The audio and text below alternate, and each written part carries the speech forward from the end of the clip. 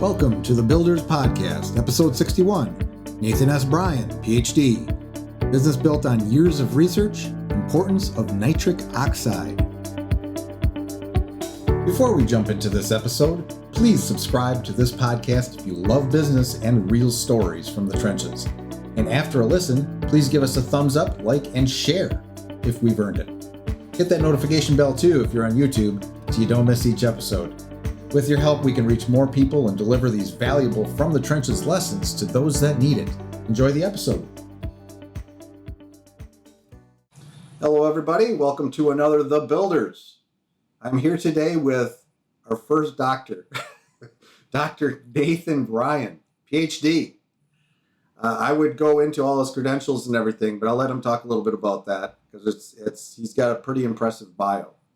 I'm looking at your bio this morning and I'm like, whoa.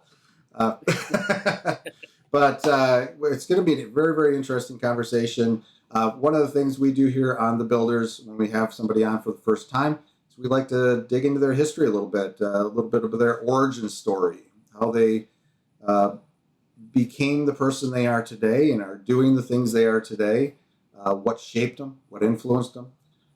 So that's what we'll be doing. And then we're going to talk a little bit about what your core mission is and what his core mission is. And we'll learn a little bit about science, I think, today, a little bit about medicine and some health stuff, which is really good.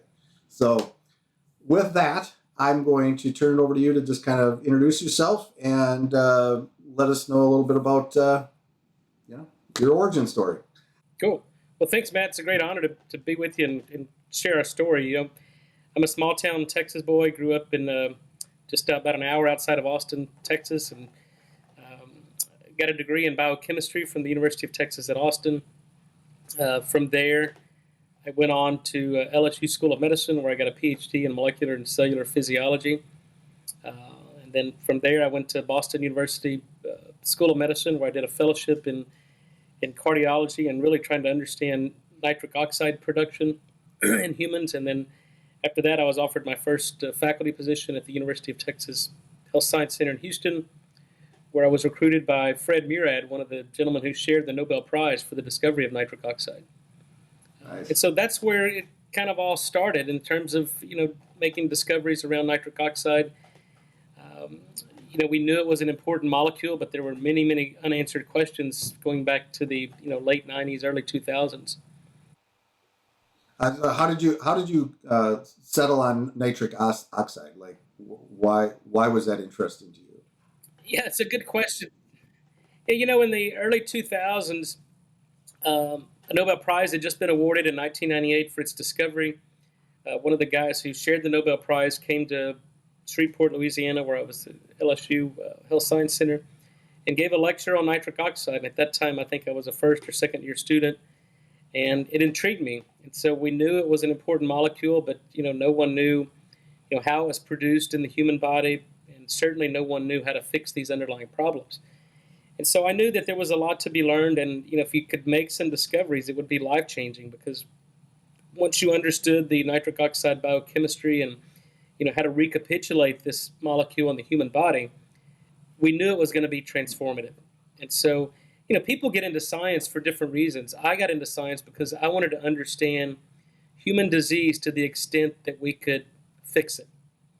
And I knew that most, if not all, human diseases were caused by a lack of nitric oxide production. Sure. Wow.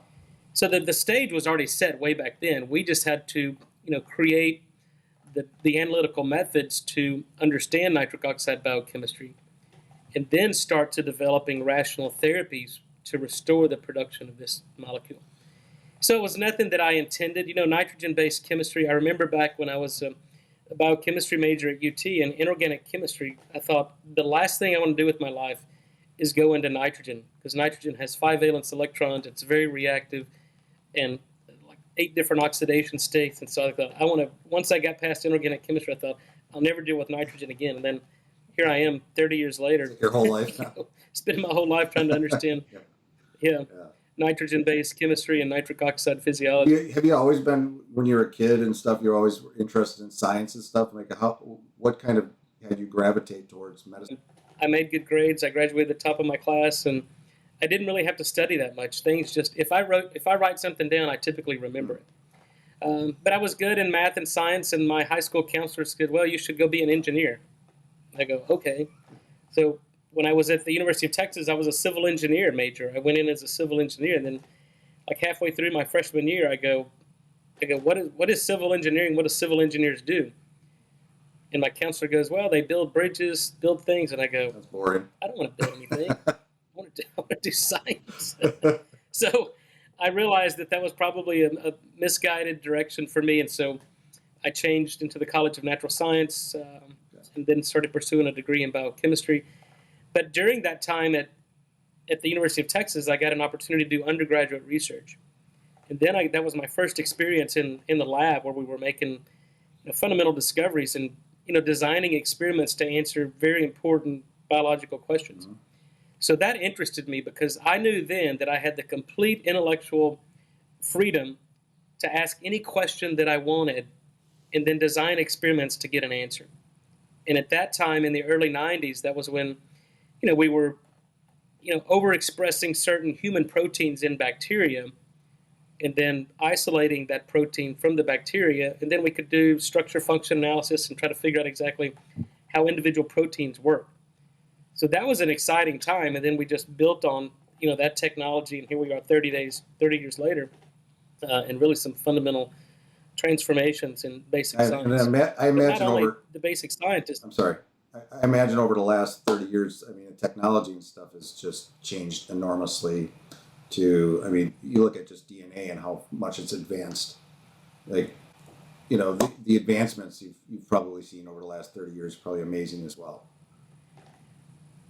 Yeah, no doubt. To me, this is probably the most exciting time to be alive in science and medicine because we're seeing such a rapid accumulation of data and just advancements in technologies of how we can do things, that were probably even inconceivable 30 years ago.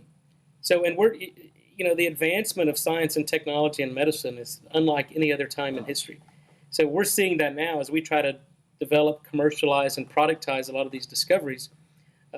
We're doing things that people haven't been able to do for the past 40 years in nitric oxide. Wow. And we've been able to do this in a short 15 years. Wow. Yeah, I'm sort of a couch YouTuber, so YouTube watcher, but I love science. I love. I'm kind of a physics geek. Like I couldn't talk about it probably, but I can understand a lot of it. Like even theoretical physics and all that stuff. Like I geek out on that. But this stuff fascinates me. It really does. It is an amazing time.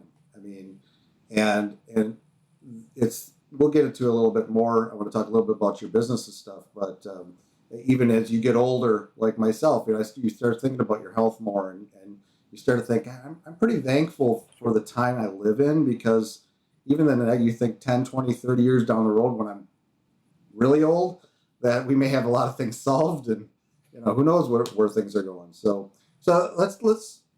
over to kind of go back, I'm kind of curious about how you turn this into a business. What was that? How did that happen? I think if I recall, our original conversation was somewhere around 2009 or something. You decided to start your own business, or do this as a business, or create your own solution, whatever you want to call it.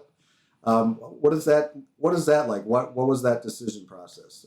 You wanted to get out of the academic world, do something more different. Yeah, it's completely different. I'm not trained in business. I don't have an MBA. I'm a basic scientist, but in academia. So I was assistant professor of molecular medicine at the University of Texas. So when I first hired on there, that you go through all these orientations, and one that I remember the most was from the Office of Technology Management. And they go, look, if you make a discovery, don't go out and tell anybody about this discovery. You come to our office, you submit an invention disclosure, and then our internal staff will vet it to see if there's a patent or something we can develop some intellectual property around. And I go, well, that's cool. Everybody wants to make important discoveries, right? And so we did. So, I spent the first year and a half in the lab just doing some critical experiments that I thought would enable some discoveries. And so I would, I think I became a pest to the Office of Tech Transfer because everything I did I thought was an important discovery. So I'd get on the phone from my office, call them, they'd send somebody up to my office in the conference room, and I'd tell them what we'd discovered, and they go, well, and they was really disappointing because they weren't as excited as I was. Yeah. And so probably a dozen times this kept going, and then finally they understood what I was trying to articulate and really put in terms of an invention disclosure. So we finally got something concrete, and the university submitted some patents. I think the first ones were probably submitted in 2006, I think. And then that was it. Then other things would happen. I'd submit invention disclosure and would submit more patents. And then, I thought, well, okay, now we've done that. How do we form a company? And the majority of academic and universities tech transfer are licensing deals. So they'll take the technology and license it to existing companies. But because nitric oxide was so new in science and medicine, there were no companies out there to license this to. Okay. And so fortunately for me, I had a neighbor who was a private equity fundraiser, and I was having dinner with him one night and told him about our discoveries. He goes, why don't you start a company? And I go, that's a great idea. How do we do that? Where do I start? He goes, well, you got to go out and raise money. So that was the complete naivety.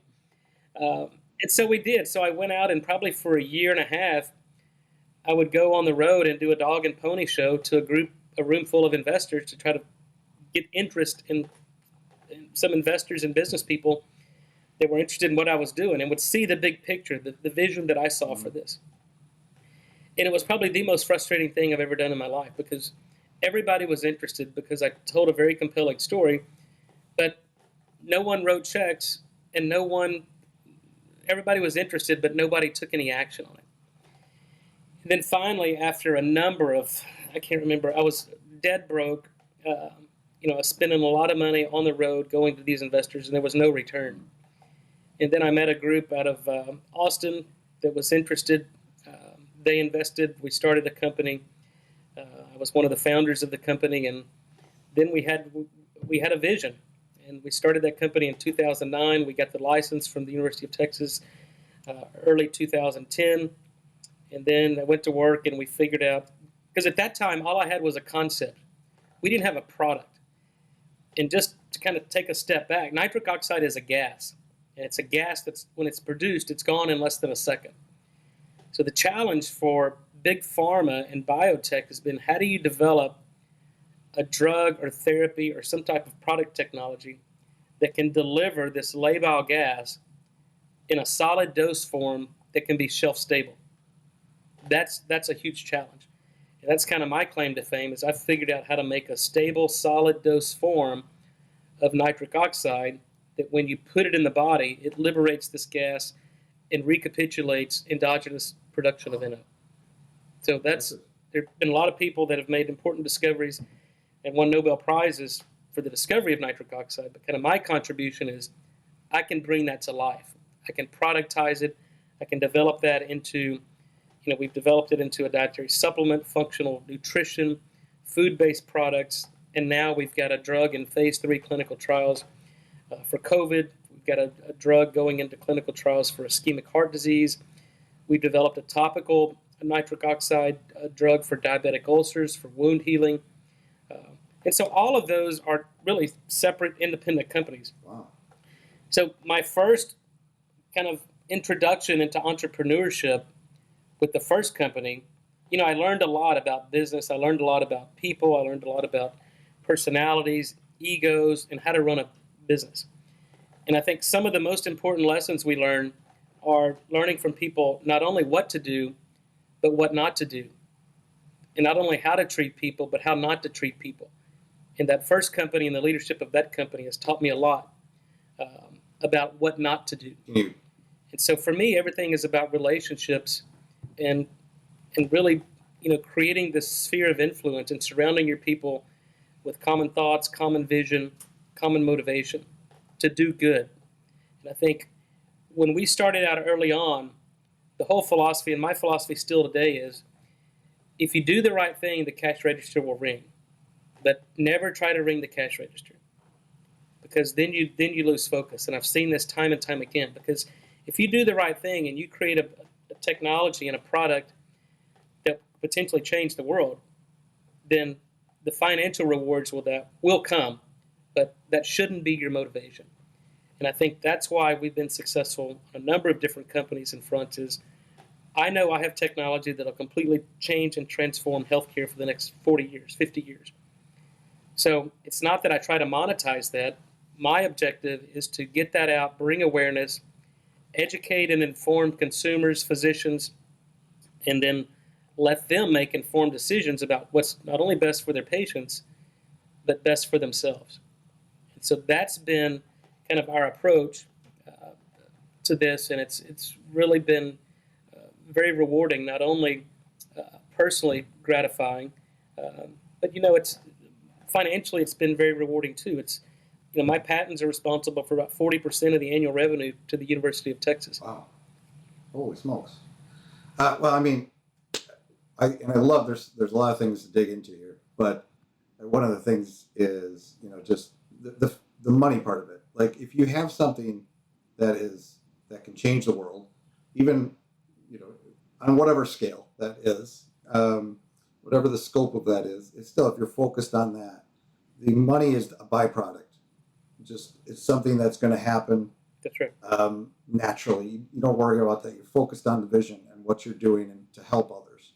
And I love that. And that I've talked to a lot of people over time, and even myself. It's like if you're passionate about what you do, and you clearly are, that's going to number one show as you're selling what you're doing. But it's also it's just you don't have to worry about the money. The money will it'll happen. Your success will happen if that's right. Obviously you got to have a good product, but assuming that everything else is in order. The other thing that I really listening to you, the big takeaway is again going back to that passion. You love what you do. You found your thing. You went off course a little bit, but you found that thing that you love to do and that really got you excited in life. And then when the time came to sell those ideas, you didn't give up. You were like Colonel Sanders. I know the old Colonel Sanders story where he went to 1,000 restaurants or something to sell his recipe. You're like that guy in your world. So and that's always inspiring to hear those kind of stories. So. Well, it's a belief, and you you really, and I'm familiar with those stories, and Thomas Edison he failed 1,000 times before he found something that worked. Yeah. So I knew I truly had a belief, and I knew that this was important. And so, you got to put it all on the line. I was almost broke, bankrupt, but I knew that we had to keep going because there was no other alternative. You make a living in academia, but and most people in academia become entrenched in the bureaucracy, and they're not productive. And I didn't want to do that. I knew that I had a very tight window to go out and make some fundamental discoveries. And then, then you learn along the way, right? That's why it's a journey. And if nobody else was interested in this and we couldn't license it, then it was my responsibility to make sure that this technology saw the light of day. So then, I had to pivot. And then in 2015, I retired from full-time academia to just run the companies, to make sure that this next stage of my life and career could see this technology through and really see its full potential. So we started out kind of in a dietary supplement space and nutrition company, and then we moved now to a skincare company. We're developing this nitric oxide technology for aesthetics, skincare, and then in 2018 we started the biotech company, the drug company, and now moving this through FDA clinical trials. And we have 3 drugs that are in 3 multi-billion-dollar markets that there's no safety issues, and we feel very good about where we are in terms of changing the way that people are treated, they're chronic disease treated. There's been no innovations in wound care for 50 years. I think we're taking ulcers and wounds for 3 years that have been non-healing, and in 90 days we can heal this wound. We're seeing in COVID, people that get sick and low oxygen from COVID, within 8 minutes of taking our drug, we can see blood oxygen saturations go from high 70s to high 90s. So this gets actually to the root of the etiology of COVID. It's not a repurposed drug. We're not a big pharmaceutical company like Pfizer, Moderna, who takes old drugs that were unsuccessful at other indications and try to put a square peg in a round hole for COVID. This is a rationally designed drug and therapy that gets to the root cause of every single indication we're going after, including coronavirus. Wow, that's impressive. We'll talk about that. So it's obviously you've already said that it helps in all these different areas, which is amazing, even COVID. And where do you see it in the coming years? How it's being developed now and how it's going to improve people's lives, and also how well it's doing. Is it easy to get out there, and are you having an easy enough time to? Is it difficult to sell nitric oxide? It would be my question.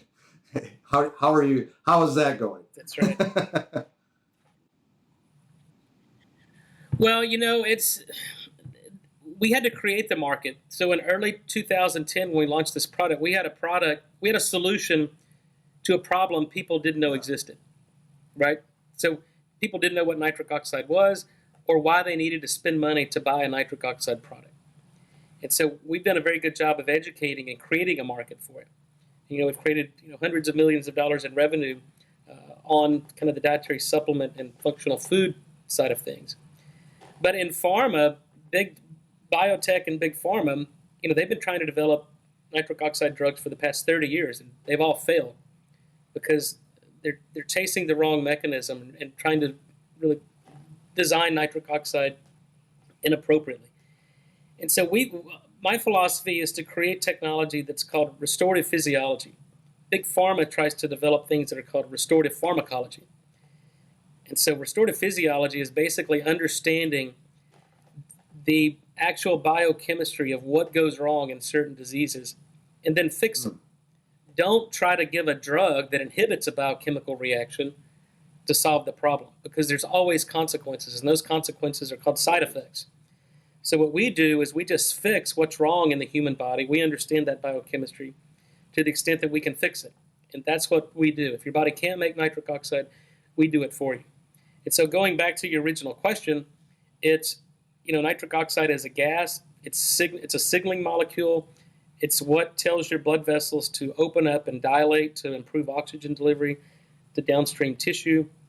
It's how our immune system kills viruses and infections and bacterial infections. It's a neurotransmitter in the central nervous system. And it's what controls oxygen delivery by our red blood cells. So now you understand that. If you can't make nitric oxide, you can now appreciate what goes wrong. You develop neurological disease, you get high blood pressure, you get sexual dysfunction, you can't deliver oxygen, you become immunocompromised, you're susceptible to viral infections, including coronavirus. And so that's the people that get sick and die from coronavirus are the people that can't make nitric oxide. It's the elderly, it's the African Americans, it's people with underlying heart disease, diabetes, smokers, obesity. So we think, and we know now from the data from our clinical trial, that if we restore nitric oxide early in the disease process, within 72 hours of getting exposed to and getting symptoms from COVID, then we can completely prevent the rapid progression and proliferation of this viral disease, and you keep people out of the hospital. You improve their oxygenation, so you keep them off a ventilator. And if you keep people off a ventilator, you keep them alive. And so that's the beauty of what we're doing. The challenge for us is it's very disruptive. This is very disruptive to Big Pharma's approach to, repurposed drugs, vaccine mandates, and all this crap that's been going on for 2 years, and this moving target of drug therapy and disease mitigation for coronavirus.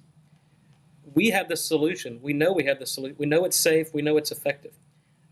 Our challenge is completing enrollment in the drug trial, getting our drug application filed, and then getting this drug approved, because we know we'll save millions, if not hundreds of millions of lives from this. Wow. Yeah, I mean, we don't even have to say like how big pharma is and how they are making all the decisions and telling you what to do, and but all these alternatives out there, let's not talk about them, or being proactive about stuff and getting it That's out. right.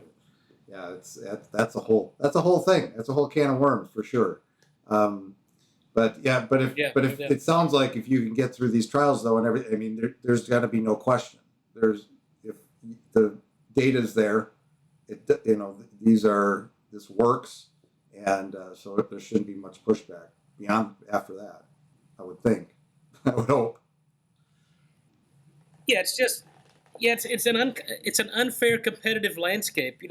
I'm out there competing with the Pfizers, the Modernas, the J&Js of the world. I don't have former FDA directors on my board. I don't have the U.S. government doing the clinical trials for me. I don't have the political collateral that are these big companies, and I certainly don't have billions of dollars in my coffer to do this. So, we're self-funding, but again, it goes back to doing the right thing. And if you do the right thing, everything will work out. And so that's the path we're on, and we're going to continue to. My objective and mission is to implement nitric oxide-based technologies into every major market segment around the globe. We've done this in the nutrition dietary supplement space. We've done it in skincare and beauty. We're doing it through FDA prescription drugs, and I think we'll have a drug indication from Alzheimer's to heart disease, pulmonary hypertension, heart failure. We'll have a topical for ulcers, and this will revolutionize the way we care for people. I feel like I'm talking to somebody that's going to change the world in a lot of ways, help a lot of people. It's somebody that I actually just this past year got diagnosed with hypertension. So I have a little high blood pressure, which I never thought I would have because I feel like I'm a pretty relaxed, chill guy, but somehow I have it. Yeah. But hearing that as I get older, I'm 51 years old. I'm not getting any younger for sure. That again, at this age, I feel I'm starting to really think about my health a lot more, and hearing stuff like you're talking about is very encouraging because I want to live a little bit, into my golden years and not have too many health problems. Well, yeah, for me, it's not about living longer. It's about living better. Yes. Because nobody wants to live to 100 or 120 if they're bedridden and they can't do anything and they've got dementia and don't remember anything. I mean, nobody wants that lifestyle. Exactly. So I think as we understand age-related disease, it's clear the science is there. There are 175,000 scientific papers on nitric oxide. And the preponderance of evidence shows that the older you get, the less nitric oxide you make. The less nitric oxide you make, the less blood flow you have to these organs, whether it's the brain, the sex organs, or the heart. And when these organs don't get the blood supply they need, they fail. And you die of heart disease, Alzheimer's, vascular dementia, kidney disease, lung disease, liver disease. You have end organ failure. That's the end of the story. But we also know that if we can prevent that age-related decline in nitric oxide production and loss of blood flow, then the body heals itself. The body regenerates, tissues function like they normally do, and you can live a long, healthy life. That makes a lot of sense. You actually touched on something I was thinking of before. I assume that over time, as you get older, these levels decrease or it create nitric oxide as much.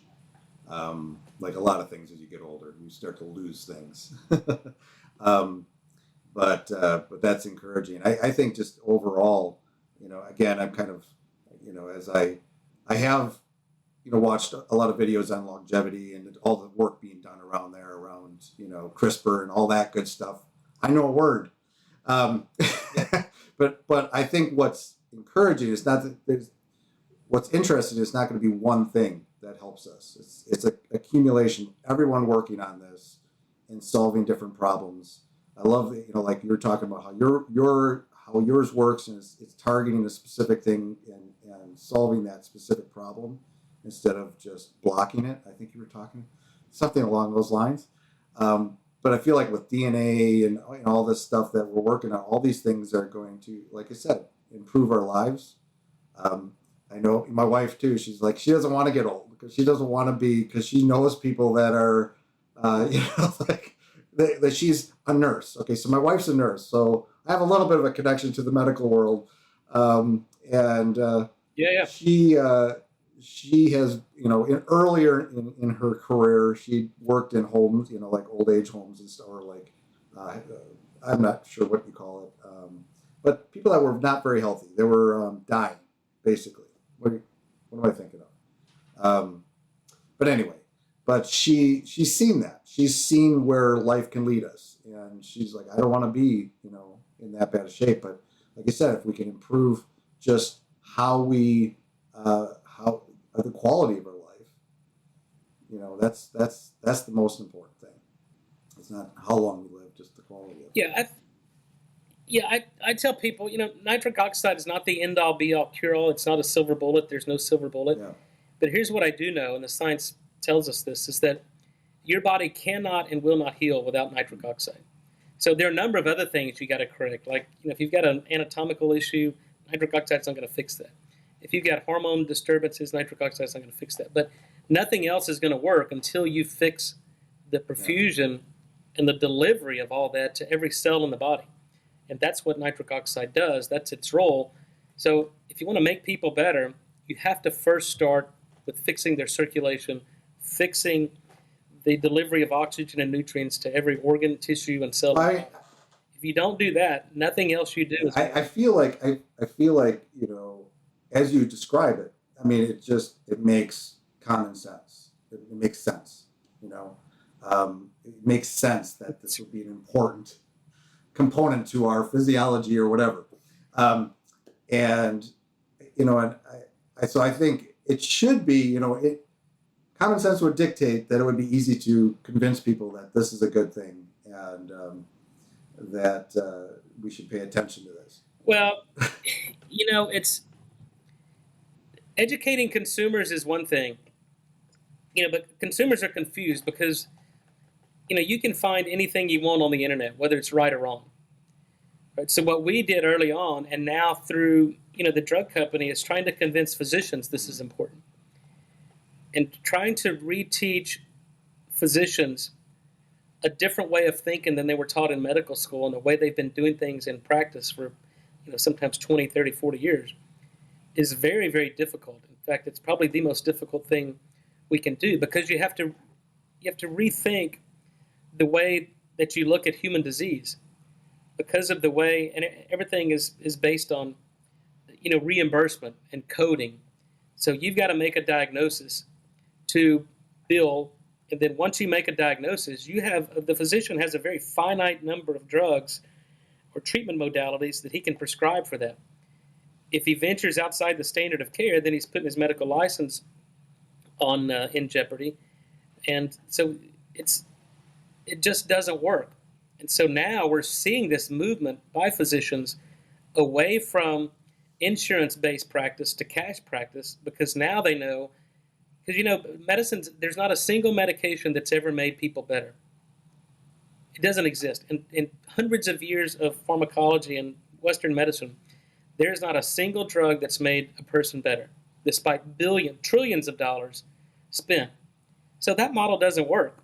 I mean, we know, most older people are on 6 to a dozen different medications. Then you put them on one medication, you got to put them on another to mitigate the side effects from that medication. So then people are over-medicated, and then there's no way in hell the body can do what it's designed to do, because you've got all these drug interactions and inhibiting all these biochemical reactions in the body. So the smart physicians are getting away from insurance, understanding that they need to make their patients better. The only way to do that is to be a cash practice, because the insurance isn't going to reimburse them for doing things that make them better. So they have to get away from that. And there's a mass movement now, and I think the healthcare system as it is today will implode in our lifetime, and then there'll be a completely new way to practice medicine, because it's not working. We spend more money per capita in the U.S. on healthcare than any other nation in the world, and we have the sickest people. It sounds scary that it's going to implode, but maybe that things have to do that to move forward and make progress. But yeah, I mean, as far as medications in all realms, it's like it's scary how many people are on medication, whether that's for cognitive issues or whatever. It's like they hand it out like candy. And like you said, then you hear people that are on all these medications that counteract each other or have to. It's crazy. It's crazy. Yeah, but it's a very powerful force that's very difficult to overcome because the big pharmaceutical companies control policy. They're in the pockets of all the major politicians. There's enormous conflicts of interest. And so, again, it's what we're trying to do is an extremely difficult uphill battle because we're going against trillion-dollar industry, billion-dollar drug companies that control public policy. But again, I think if we keep our head down and do the right thing and accumulate data and play the game and do the things that we're supposed to do, that the truth will always win. And the truth in what we're doing in science and medicine is give the body what it needs and the body will heal itself.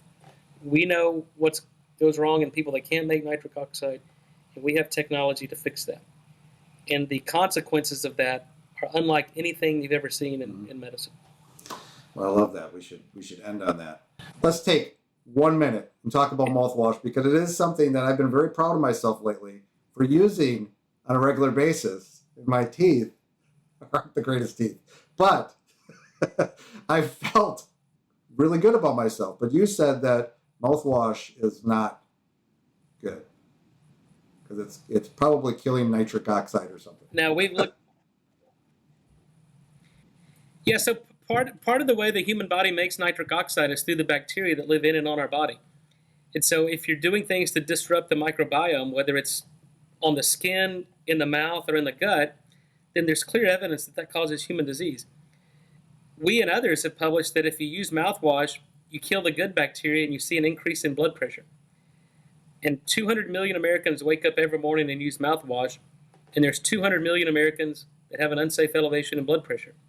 It's not a coincidence. So you have to stop using mouthwash. The other major problem that people don't realize is using antacids. If you use mouthwash and you use antacids, you completely shut down nitric oxide production. Your blood pressure goes up, and you have rapid progression of cardiovascular disease, the number one killer of men and women worldwide. So if you're using mouthwash, you got to stop. If you're using fluoride toothpaste, you have to stop. Fluoride's an antiseptic, it's a neurotoxin, and it kills your thyroid. And if you're on antacids, you have to stop.